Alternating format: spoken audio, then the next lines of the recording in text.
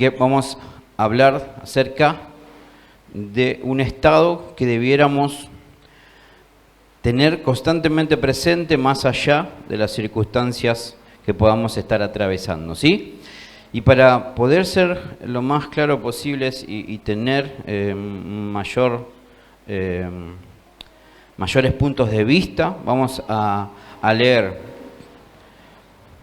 tres versículos, pero lo vamos a hacer de tres versiones distintas para que puedan ver de alguna forma sinónimos, pero que apuntan a lo mismo, ¿sí? Vamos a leer, cada uno el que tenga su versión determinada, en Santiago capítulo 1, versículo 2 al 4. Eso va a ser lo que vamos a compartir como base, ¿sí? Y yo le voy a ir marcando tres versiones distintas para que podamos ir cotejando una con otra y ver cuántas cosas podemos sumar a nuestra nueva vida en este tiempo presente, ¿sí? Vamos al libro de Santiago, capítulo 1, del versículo 2 al 4. Vamos a comenzar con la versión 1960, ¿sí? La más usada habitualmente.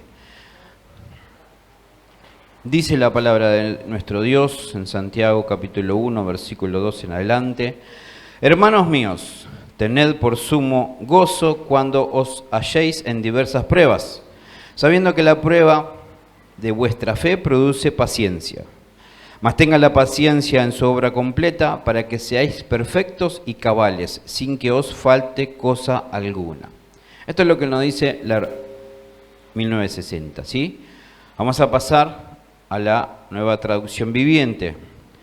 Los mismos versículos nos dicen: amados hermanos, cuando tengan que enfrentar cualquier tipo de problemas, considérenlo como un tiempo para alegrarse mucho.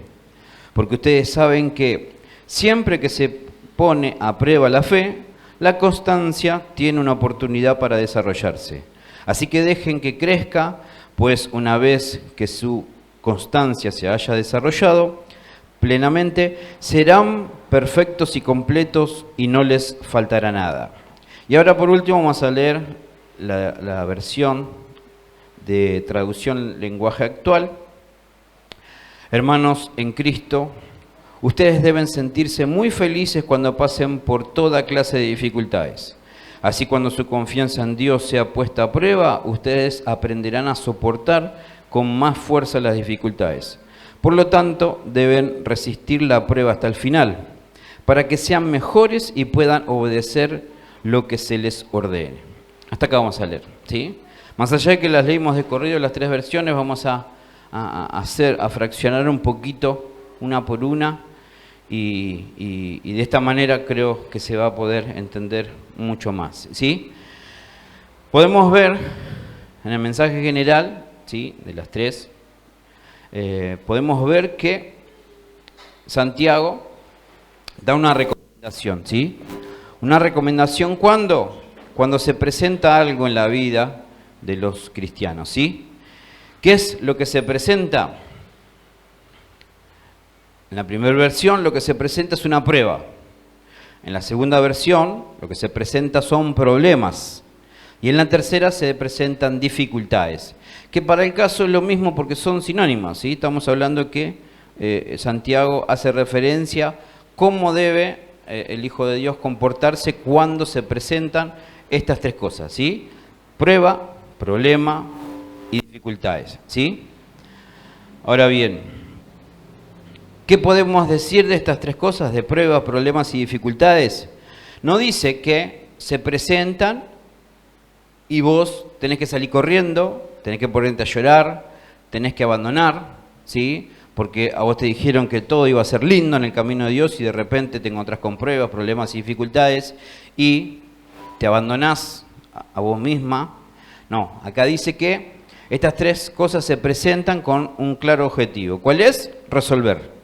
Estas tres cosas están para ser resueltas, no para afectar tu andar. Si el Señor te dijo, este es mi camino y necesito que avances, ¿sí?, en ningún momento tenemos permitido de parte de Dios, nuestro Señor, no solamente el Dios que está para conceder deseos, sino el Dios que está para decirnos lo que debe pasar en nuestra vida, este Dios nos dice que avancemos. Y cuando se presentan estas cosas, tenemos que ver esto como situaciones que deben ser resueltas. Ahora bien, se presentan estas situaciones. ¿Y cuál es la idea? Viene la prueba y la ponemos en pausa y a partir de ahí vamos y le ponemos a leer las escrituras, nos podemos ayunar, orar. Viene la dificultad y hacemos lo mismo. Vienen los problemas y decimos, bueno, problema, bancame acá, que me capacito y vuelvo y te encaro y te resuelvo. O dice la palabra que estas cosas cuando se presentan, dice la palabra y el sentido mismo, el sentido común mismo, ¿sí? Siempre suelo poner como ejemplo, ¿sí? Un maestro cuando enseña, ¿qué medio utiliza para verificar si lo enseñado fue entendido? Las pruebas, ¿sí? Ahora, ¿cuándo viene la prueba? ¿Antes de enseñar o después? Si acá estamos hablando, que entre estos tres sinónimos vamos a tomar de prueba, si dice que Santiago a los que van a entrar en una prueba, ¿sí? Lo asociamos con esto de que antes de la prueba viene la capacitación, la enseñanza. ¿Qué quiere decir? Que estas personas que van a entrar en esa prueba, en problemas, en dificultades, previamente, ¿qué tiene que haber ocurrido en sus vidas? Haber recibido la enseñanza para poder ser aprobados ante estas situaciones, ¿sí? Quiere decir que no puede existir una prueba, un problema y una dificultad que llegue a nuestra vida para confundirnos creyendo que no vamos a poder resolverlo. Porque si un docente tiene como forma de trabajar con un alumno que primero se enseña y después se verifica con una prueba lo enseñado, ¿cuánto más nuestro Dios, que nos ama, nos va a preparar para estar en condiciones ante esas situaciones para resolver? ¿Sí? Lógicamente que Dios nos llamó para capacitarnos y salir aprobados y formados en todo lo que Él determine para que tengamos que atravesar en nuestra vida, ¿sí? Entonces, ¿qué te tenés que quedar con esta parte de este planteo? Que no hay nada que venga a tu vida para ser resuelto que anteriormente no haya sido capacitado para hacerlo, ¿sí? Si vos tenés la idea de decir, tengo este problema y no tengo ni idea cómo se resuelve, en realidad te tendrías que vos, como quien dice, cambiarle un poquito el enfoque. No es que no tenés ni idea, o no prestaste atención cuando Dios te estuvo hablando, o estás distraído en la forma que tenés que encarar este asunto, ¿sí? O perdiste dirección para orientarte a cómo tenés que resolver esto, ¿sí? Pero repito, Dios nunca te va a hacer atravesar por algo que previamente vos no fuiste preparado para poder hacerlo, ¿sí? Dice estas palabras que, ¿qué es lo que se produce? ¿Qué es lo que, en realidad, vamos a cambiar la palabra, qué es lo que se desarrolla en quiénes? Dice que se presentan pruebas, problemas, dificultades. Y estamos hablando que Santiago nos dice que esas cosas están para resolver.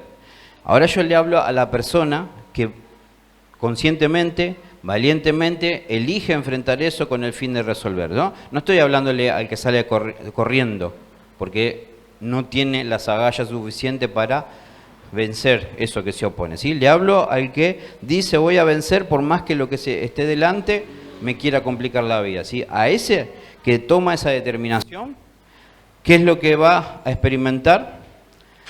El desarrollo de algo en el transcurso de tomar esa decisión. Las personas que determinan resolver esos conflictos, en su vida van a experimentar un desarrollo. ¿Qué es lo que se va a desarrollar en la vida de estas personas determinadas?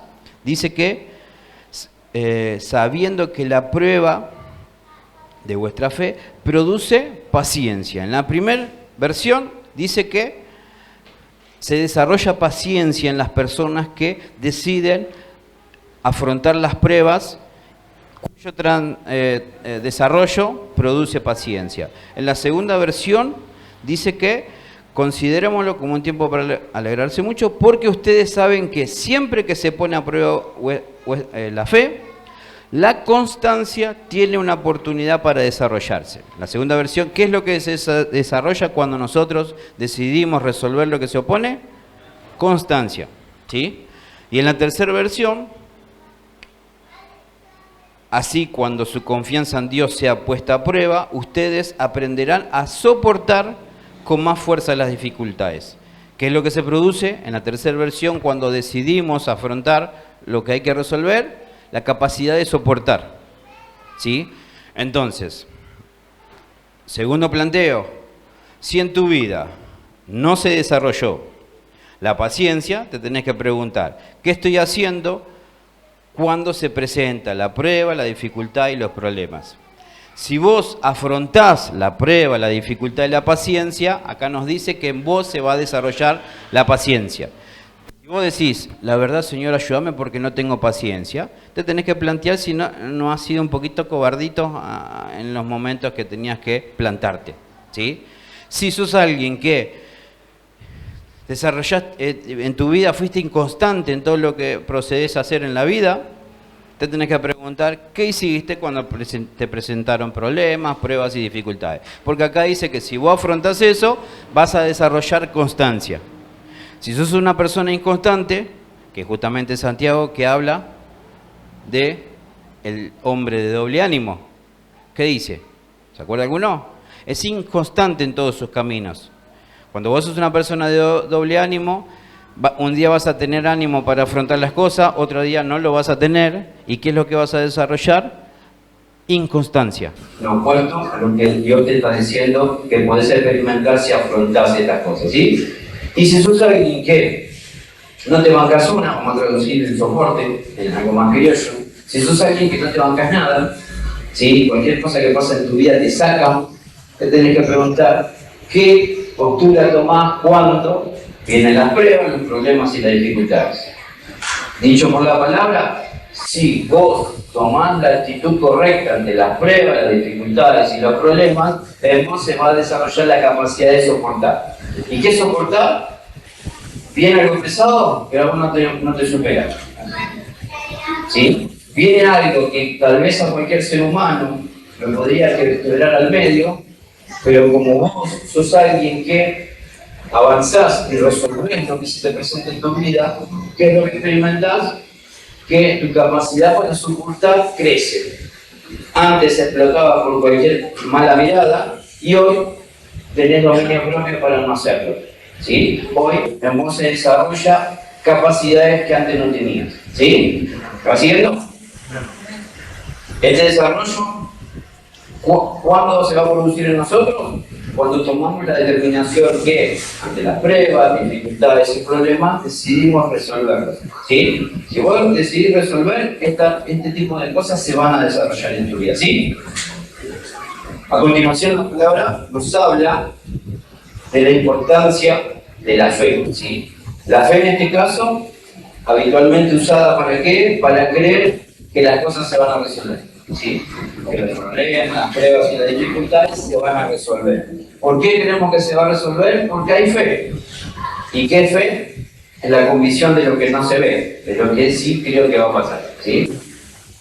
Pero vamos a ver si en esta noche podemos corregir un poquito la visión acerca de la fe, ¿sí? Siendo una persona de fe, ¿qué es lo que vas a sentir? Seguridad, confianza, que eso que vino para complicarte va a ser resuelto, ¿sí? Ahora, ¿qué es lo que nos aporta esta postura de fe, de practicar el conocimiento recibido, de afrontar los problemas que se presentan? ¿Qué es lo que va a proporcionarnos? Una capacidad que no teníamos antes. ¿Sí? Porque dice que estas cosas cuando se van desarrollando producen cosas en nosotros. Y si es algo que no lo teníamos, lo vamos a tener. Y si ya lo teníamos, lo vamos a tener en mayor medida. ¿Entiendes? Y si ya éramos pacientes, bueno, perseverar de esta forma va a permitir que nuestra paciencia aumente, ¿sí? Si éramos constantes, ejercitarnos en esto va a producir que nuestra constancia crezca también, ¿sí?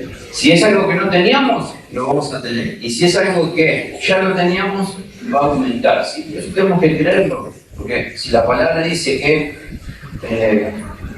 todo esto se va a ir desencadenando en las personas que toman esta postura, yo al menos lo creo, ¿sí? Y por creerlo, no solamente procuro vivirlo, sino también transmitirlo en forma de palabras, ¿sí? Vamos a resumir un poquito hasta acá, que fuimos encontrando en todo esto. Encontramos que a los problemas que se presentan, ¿qué disponemos nosotros para afrontarlos? Conciencia. ¿Con qué cuenta el alumno? ¿Con qué cuenta para afrontar una prueba? Enseñanza, conocimiento, ¿sí? ¿Alguno de los que estamos acá se anima a decir? No, este Dios toda la vida fue re injusto conmigo. Siempre me mandó a situaciones en las que nunca me habló nada acerca de este asunto. Dios siempre hace lo mismo conmigo. Me manda una prueba que nunca me dijo cómo se puede resolver. ¿Alguno de ustedes tiene un Dios malo así? ¿Que le gusta verte sufrir? ¿Que le gusta atravesar una prueba y vos quedás desorientado y no sabes para dónde ir? No. Todos creemos en un Dios que, así como Jesús llamó, luego que hizo, capacitó y luego envió. ¿Envió qué? ¿Al jardín de Rosa? No, envió a situaciones hostiles a los discípulos. ¿Pero por qué Jesús los envió con confianza? Oró por ellos para que sean guardados. ¿Pero por qué los envió con confianza? Porque antes de enviarlos los capacitó. Los formó para que en esos ambientes hostiles ellos puedan no solo resolver los problemas, sino llevar adelante la misión comisionada por Dios, ¿sí? Entonces, la fe, la confianza que Jesús tiene al enviar a sus discípulos es porque sabe que antes los formó, los capacitó. Y eso es lo que vos tenés que asumir. Que antes de entrar en una prueba, dificultad o problema, ¿sí? Antes nuestro Dios nos ha formado. La pregunta siguiente es, presté atención, me lo tomé en serio cuando Él me estaba enseñando, porque en la escuela pasa lo mismo. El maestro te va a enseñar. El alumno es el que elige prestar atención o no. Hasta ahí tiene derecho el alumno. ¿Presta atención o no presta atención? Ahora, cuando viene el examen se toma lo que prestaron atención o no. ¿Alguna vez escucharon que un alumno diga, señor, a mí no me pueden tomar la prueba porque ese día que enseñó yo no estaba prestando atención, así que no corresponde que me le tome el examen? No, ¿qué va a decir el maestro? El problema tuyo es que no prestaste atención. El examen, vos ya fuiste enseñado para este examen. Elegiste no prestar atención y bueno, vamos a ver cómo sale la prueba. Lamentablemente sería chance que no hayas aprobado cuando vas a atravesar una prueba de algo que no prestaste atención en el momento de ser enseñado, ¿sí? Entonces, ¿qué vemos acá? Que para resolver un problema tenemos la convicción que antes ya tuvimos el conocimiento necesario, ¿sí? Otra cosa que podemos ver en este resumen, que cuando decidimos afrontar la resolución de esos conflictos, algo se va a ir desarrollando en nosotros, ¿sí? Solamente los que deciden avanzar y tomar esta postura. El que decide salir corriendo, acá no es que sirve para otra guerra, ¿sí? Cuando vuelvas a la misma guerra, te vas a tener que plantar en el mismo lugar que abandonaste. No pienses que por salir corriendo, y a veces nadie se dio cuenta y me adelanto todo casillero. Abandoné acá y cuando retomo la guerra me paro un poquito más adelante. No. Es certero que mínimo te vas a parar donde estaba parado. Desgraciadamente a veces hasta recargue más atrás todavía. Perdiste casillero, cuando sacaste algo, un dado que te pone en una casilla que te hace retroceder. Bueno, así pasa también en la vida, ¿sí? ¿Y esto cuándo lo podemos ver? Cuando alguien decide abandonar, pasado el tiempo retomar, y el amor de Dios es muy grande, nos recibe como el padre que vio a su hijo pródigo que vuelve a su casa, ¿sí? Y hace fiesta. Pero pensemos, el padre hizo fiesta con el hijo que volvió a su casa. Pero piensa lo que vivió ese hijo. ¿Cuándo volvió a la casa? Después de que lo perdió todo, después de que tuvo que comer ahí de la nada, así, pasarla mal en serio. Y evidentemente, después de esas experiencias que se viven por alejarse de Dios, quieras o no, algo va a afectar tu vida. Vas a volver a Dios, Dios te va a abrir los brazos, y eso es lo más importante, ¿sí? Pero alguna secuela va a quedar por haber tomado la decisión de alejarnos. ¿Por qué? Porque es la vida. Si vos te separás de la vida, ¿qué vas a encontrar? Es lógico que algo va a morir en vos por tomar la decisión de alejarte de Él. ¿Sí? Entonces, vos que hoy estás en el camino de Dios, te tenés que plantear y decir, mirá, mi vida es mi vida y yo elijo. Pero también tengo que ser responsable con las secuelas que quedan cada vez que elijo alejarme de Él. Y a veces no necesariamente te alejas porque dejaste de congregar. Podés estar congregando todos los días, pero tu mente y tu corazón no son uno con Dios a través de Cristo. Y es el mismo o más terror también, ¿sí? ¿Por qué? Porque sería vivir un engaño, creyendo que uno practica actividades que son consideradas como las que Dios espera de nosotros, pero no haciéndolo de una manera íntegra como espera nosotros, ¿sí? Y dijimos que la fe nos da confianza, nos ayuda a crecer y estar de una forma de convicción a lo que esperamos que ocurra, ¿no? Y por último, estos versículos nos hablan que lo que obtenemos después de este proceso, ¿sí? Todo proceso produce un resultado final, ¿sí? Y este resultado, a ver, en la primera parte dice, para que seáis perfectos y cabales y que os falte cosa alguna. La segunda versión dice, para que sus constancia se haya desarrollado plenamente, serán perfectos y completos. En una serán perfectos y cabales, en otra serán perfectos y completos. Y en la última nos dice, para que sean mejores y puedan obedecer lo que se les ordene. Esto cuando pasa al final del proceso. ¿Qué proceso? En el proceso en que fuiste capacitado, que vienen las pruebas, decidís afrontarlas, se van desarrollando cosas en vos y al final obtenés el producto de ese proceso, ¿sí? Hasta ahí vamos bien. Y entendemos que no es cualquier cosa tomar la determinación de perseverar en medio de los conflictos. Bueno, ahora yo te quiero destacar eso que de alguna forma nos distingue como hijos de Dios. ¿Por qué te digo que nos distingue? Porque tal vez algunos estados los podés tratar con diversas técnicas, ¿sí? Es decir, por ahí vos algunas cosas que tengan que ver con tu actitud,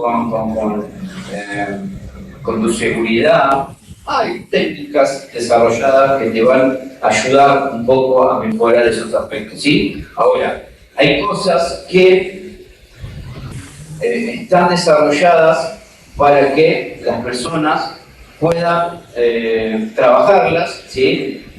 A través de distintas especialidades, pero no solamente hasta un límite, sino que van a depender de muchas circunstancias, ¿sí?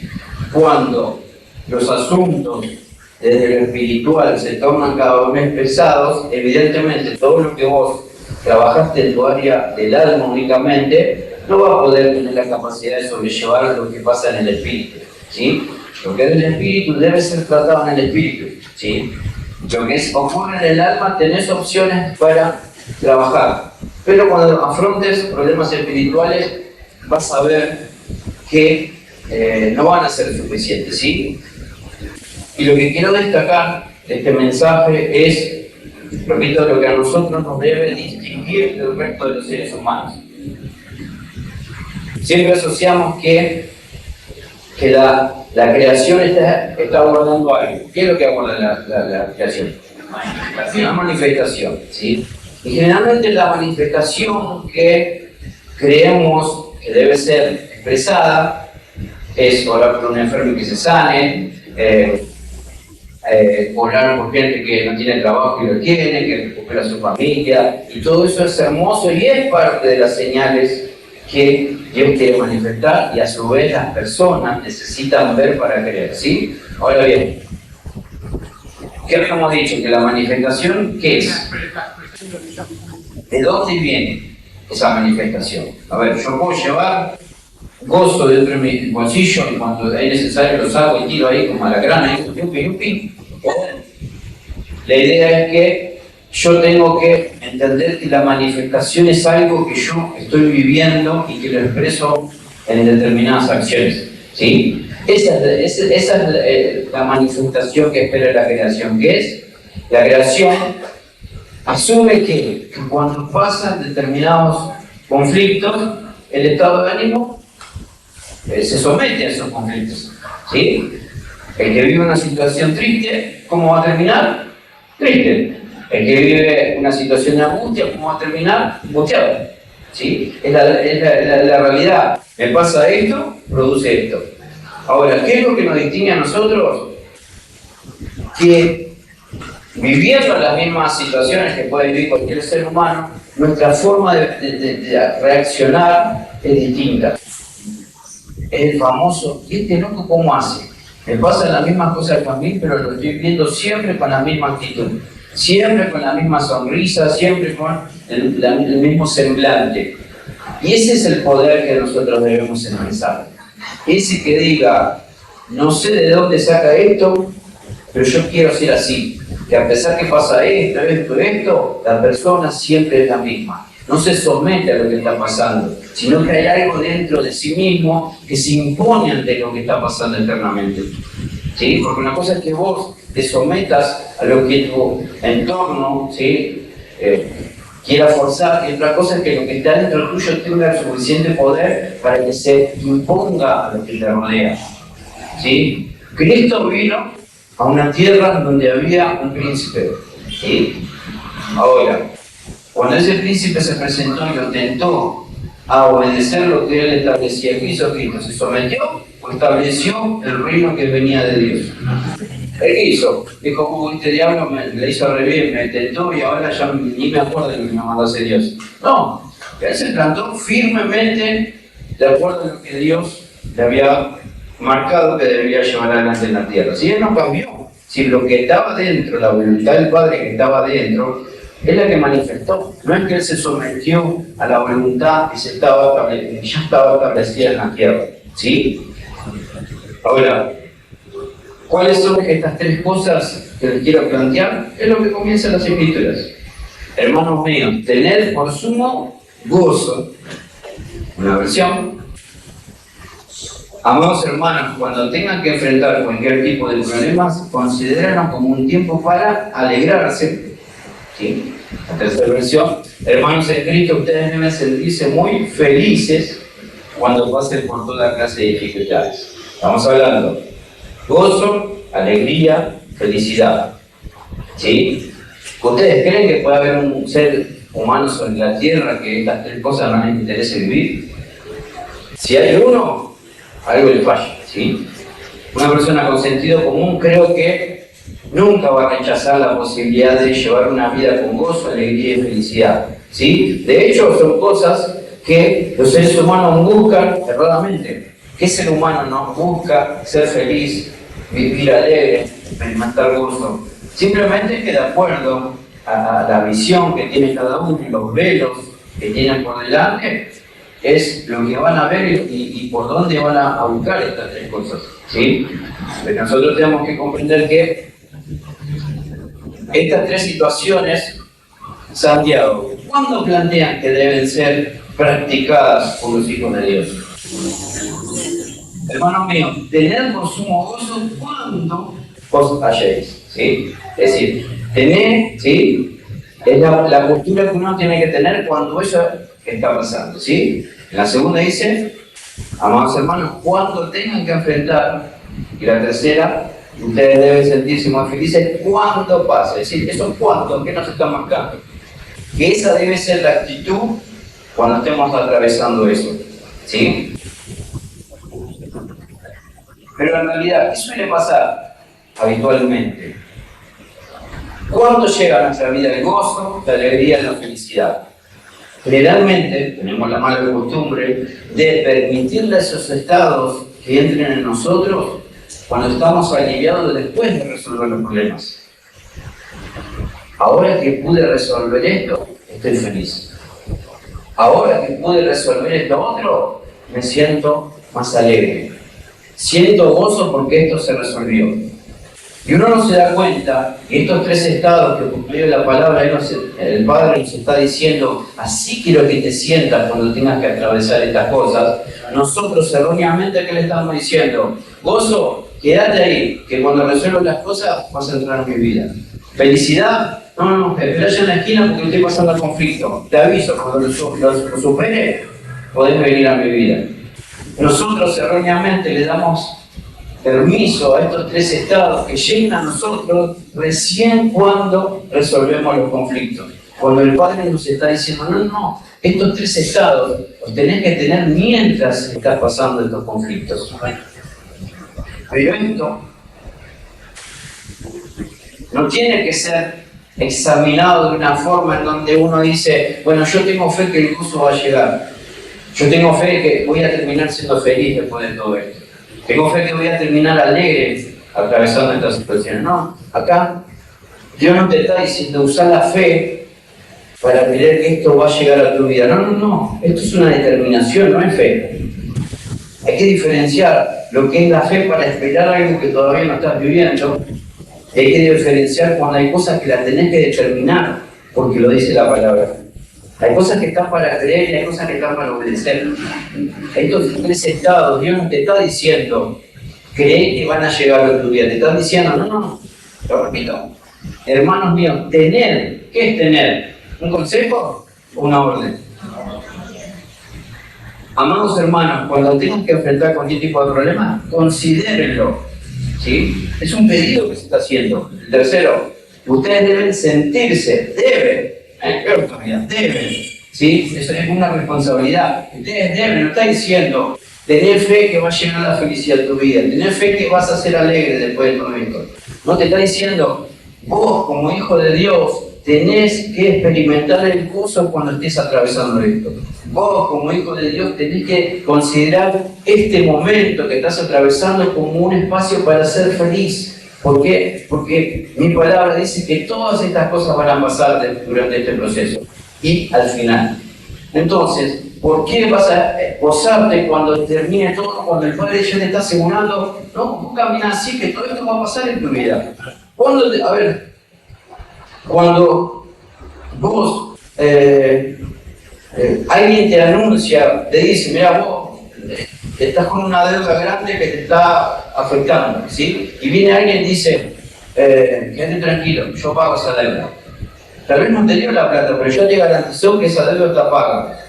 Vos vas a elegir ponerte contento cuando recién tenés la plata en la mano o cuando vos ya sabés que está confirmada que esa deuda ya después de ser un problema. ¿Cuándo te tenés que gozar? ¿Cuando tenés la plata en la mano o cuando ya te garantizaron que eso ya está asegurado en tu vida? Y Dios te está asegurando que hay cosas que van a venir a tu vida para bien.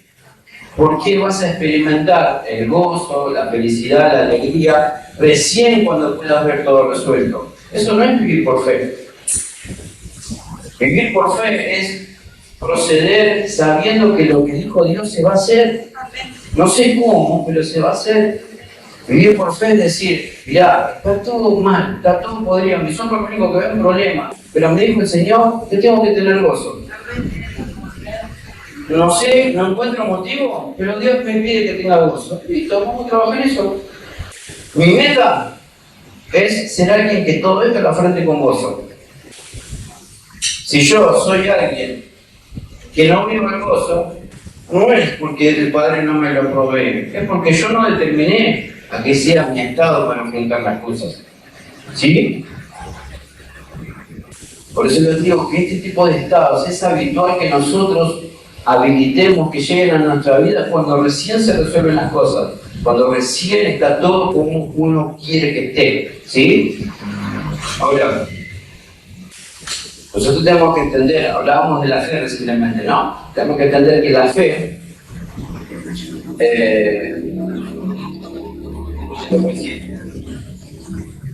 no es una consecuencia, sino es un principio. Si lo tomamos a la fe como una consecuencia de decir, bueno, a ver, pasó todo esto, y aumentó mi fe, ¿sí? Y vemos que esas cosas que yo pongo en fe, como consecuencia al final me provee el gozo, al final me provee la felicidad y la alegría. No, no. Esto es una determinación, ¿sí? No es algo que, de acuerdo a cómo se van dando las cosas, practico la fe. No, no. La fe a mí me tiene que servir no para creer lo que va a pasar al final, sino para vivir como que eso ya está determinado por Dios. Es Dios el que lo está diciendo. No es de la carnicería que te reparte el agua. No te vino a traer un consejo a alguien que le tiraron las cartas. El que te está diciendo esto es el creador de todo. El omnisciente, el omnipresente, que está en todos los tiempos, el que te está hablando por medio de su palabra, es el que te está viendo vivir hoy, pero que te vio vivir ayer y que te vio vivir mañana. Todo en el mismo momento. El que te está diciendo hacer tal cosa, está viendo el producto de lo que vos haces. Vos te vas a enterar del resultado una vez que lo hiciste, ¿sí? Pero Dios está viendo todo. Él está presente antes de que vos nazcas y Él está presente el día que partamos de esta tierra. Él está viendo todo.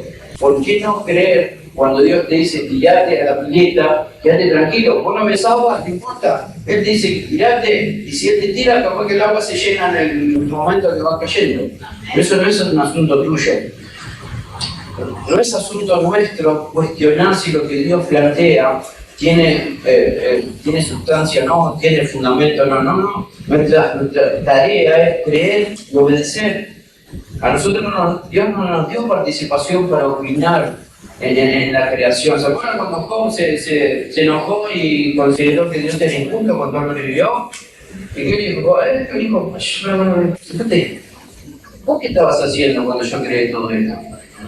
¿Qué era de tu vida cuando yo estaba formando esto? ¿Vos qué eras? No, la verdad que no era nada. Bueno, sentate, cállate la boca, mejor. ¿Sí? Se lo traducimos un poquito a mi versión actual. ¿Sí? Job, en algún momento, se consideró más justo que Dios. Se consideró una persona que estaba en condiciones de marcarle los errores a Dios. Y Dios lo único que para ubicarme, dice, para, ¿sabés quién soy yo? ¿Sabés quién sos vos? ¿No te estás confundiendo un poquito? ¿No te estás poniendo en una altura un poquito exagerada? Hablándole a tu Creador, ¿sí? Y esto es lo que nosotros tenemos que pensar, que muchas veces podemos cometer esos errores creyendo que para obedecer, antes Dios me tiene que explicar las cosas, antes me tiene que decir qué es lo que viene si yo obedezco. A ver, vos me dices, pero ¿qué hago yo si te obedezco? No ganás nada. Conservás lo que ya tenés. Fuiste creado para Él. ¿Desde cuándo el invento le va a preguntar al inventor cómo se tienen que hacer las cosas? Le va a dar las órdenes, ¿sí? Nosotros tenemos que saber, comprender que nosotros fuimos creados por Él y para Él. Y Él es el que conoce el para qué, ¿sí?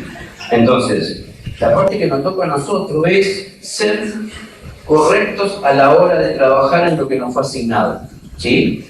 Lo único que nos tiene que interesar es, Señor, mostrarme claramente lo que debo hacer, ¿sí? Claramente no, vamos a cantar. Mostrarme claramente lo que debo hacer yo para ser alguien responsable a lo que me fue encomendado, ¿sí? Estos estados, ¿sí? Nos tenés que ver cómo, a ver, generalmente las personas te dicen, hace esto, y vas a alcanzar la felicidad para tu vida. Y te da los pasos que tenés que seguir para alcanzar la felicidad. Y vos estos tres estados no los tenés que ver como una meta a alcanzar, ¿sí? Sino tenés que ver estos tres estados como un fundamento que vas a experimentar por estar en Cristo. ¿Se entiende la diferencia? El gozo no es algo que vas a alcanzar al final de la carrera. El gozo es algo que vas a experimentar por estar fundado sobre Cristo. ¿Por qué digo esto? ¿Qué venimos leyendo últimamente? Jesús soportó el oprobio cuando buscó el placer del Padre. ¿Y qué es lo que lo llevó a soportar el oprobio? El gozo que había en él. Y otros versículos nos dicen que ese gozo que él experimentó, él ofrece que también nosotros lo experimentemos por medio de la fe. Es decir, que el gozo que él experimentó por ser fiel al Padre, nosotros también lo podemos experimentar cuando por medio de la fe estamos sobre él. ¿Sí? Cristo como la roca es quien nos permite que todo lo que edifiquemos en nuestra vida tenga la firmeza suficiente para que nada, ninguna tormenta lo va a caer. Y dentro de ese fundamento está el gozo que es Cristo obedeciendo al Padre. Vos por medio de la fe podés experimentar ese gozo. Y ese gozo, te repito, no es una meta que vas a alcanzar después de un proceso, sino que es un estado que lo vas a vivir por estar fundado en Cristo. ¿Sí? Vos, para sentir gozo por ser hijo de Dios, no tenés que ayunar 40 días, esforzarte, decir, Señor, voy a hacer esto porque quiero sentir. No. Desde el momento que vos sos hijo de Dios, ya tiene que ser un motivo de gozo. ¿Qué cosa más importante puedes encontrar? ¿Cuántas prosperidades necesitas que llegue a tu vida para gozarte por ser hijo de Dios? ¿No te parece que sería muy injusto que vos estés feliz, estés alegre solamente cuando tenés plata en el bolsillo? Cuando andás bien de salud, cuando todos te tratan bien. ¿No te parece injusto decir, tu estado de ánimo depende de que esos factores externos estén como a vos que te gustan? ¿Sí? Pero el gozo por ser hijo de Dios brilla por su ausencia. ¿No te parece que es muy injusto que el privilegio que tenemos por ser hijos de Dios no pese tanto como pesa lo que nos hacen o que nos quieren hacer sentir los que nos rodean? Dios, a través de su Espíritu Santo, adentro tuyo quiere inundarte de gozo. Quiere que reboses tanto de gozo que los demás lo vean como una señal para acercarse a Él. ¿Sí? Pero de repente vino alguien que te dijo una palabra fea y te hizo caer. Te hizo ponerte triste y todo lo demás. Y vos razonás esto. ¿Cómo puede ser que un ser humano actuando erradamente tenga más poder para afectar tu vida que Cristo con el gozo que imparte a través de la fe? ¿No te parece que es algo ilógico? Que un ser humano falible, un ser humano que en muchos casos se actúa así evidentemente porque no es el Espíritu Santo guiándolo, pueda tener más poder que lo que el Espíritu Santo quiere obrar en tu vida? La pregunta sería, ¿tiene más poder o se lo está dando vos? Señor, ayúdame porque lo que me dijo de ser querido, la verdad que me afectó mucho. Te afectó mucho porque en realidad tenía poder o porque vos decidiste darte ese poder. Porque si Dios te dice, gozate, y viene el vecino y te dice, morite, y vos le terminás dando el lugar a lo que dice el vecino, en realidad, ¿en dónde está el problema? ¿En lo que dijo el vecino, en lo que dijo Dios, o en lo que vos le estás dando poder? ¿Entiendes? Esto no es algo mágico que va a ocurrir. Esto es algo que va a ocurrir siempre y cuando vos lo determines. Estos estados de felicidad, de gozo, de alegría, ¿sí? De acuerdo a estas tres traducciones, ¿sí? No son estados que vos lo vas a obtener porque seguiste una carrera y allá al final de todo. No. Esa es la condición que vos vas a vivir por estar en Cristo. Ahora, ¿estar en Cristo? Sí, te va a requerir de qué cosa. ¿Qué le dijo Jesús a los discípulos? ¿Que me quiere seguir? Lléguese, toque su cruz. Esa parte sí vas a tener que hacerla. ¿Por qué? Porque eso es permanecer en Cristo.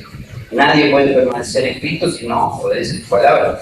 Y nadie puede vivir de gozo en gozo si no permanece en Cristo. ¿Sí? Tienes que comprender que Cristo, en su plenitud, ¿sí? Es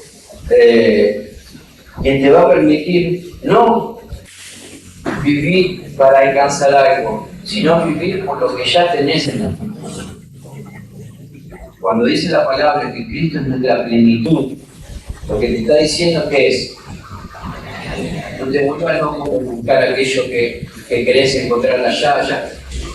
No creas que el trabajo te va a dar eso que te está faltando. No creas que el dinero, la salud, esto te va a dar todo eso que vos necesitas. No, porque te podrán resolver algunos asuntos que te están atravesando, pero la plenitud solo está en Cristo. Y esa plenitud no es algo que vas a alcanzar después de mucho proceder, no es algo que ya tenés que vivir por estar en Él. Vos por medio de la fe vino Cristo en tu vida, y el Espíritu Santo es quien ocupa ese lugar en vos, representando a Cristo, ¿sí? Y ese Cristo lo tiene todo. ¿Cuándo te sentís vacío? Cuando estás esperando de afuera algo que ya está dentro. ¿Cuándo te sentís desorientado? Cuando estás esperando ver algo que venga de afuera y no estás viendo lo que ya vino adentro tuyo. ¿Sí? Eso es estar perdido, eso es no tener noción de dónde tiene que estar puesta la mirada. La palabra que nos dice, ¿dónde tiene que estar puestos los ojos? En Cristo. ¿Qué es el consumador de qué? De todo. De toda la voluntad del Padre, Cristo es el consumador. ¿Sí? Él hizo que todo lo que Dios quiera que ocurrió. Entonces, no hay nada que vos puedas hacer fuera de Cristo que te dé placer al Padre. No hay nada que vos puedas recibir fuera de Cristo que te produzca más gozo que Él mismo. ¿Sí? Por eso esta noche quiero que remarques esto.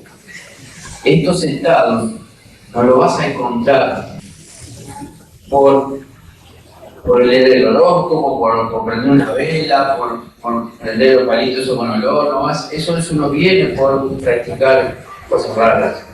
Estos estados pertenecen a Cristo, y siempre que vos estés parado en Él, vas a poder experimentarlos, ¿sí? Y esto, repito, no son estados para alcanzar después del proceso, no son los estados que tenés que vivir durante el proceso.